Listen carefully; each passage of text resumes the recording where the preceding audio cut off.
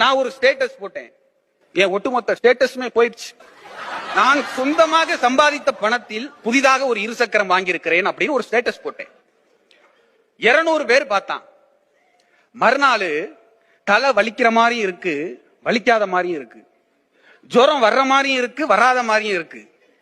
என்ன வியாதினே கண்டுபிடிக்க முடியல. உடம்பெல்லாம் போட்டு முறுக்கு.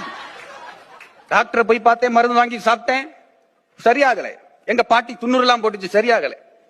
எங்க ஊர்ல உள்ள ஒரு பூசாரிட்ட போய் வெத்தலையில மை போட்டு பார்த்தேன், அதுலயும் ஒண்ணும் தெரியல.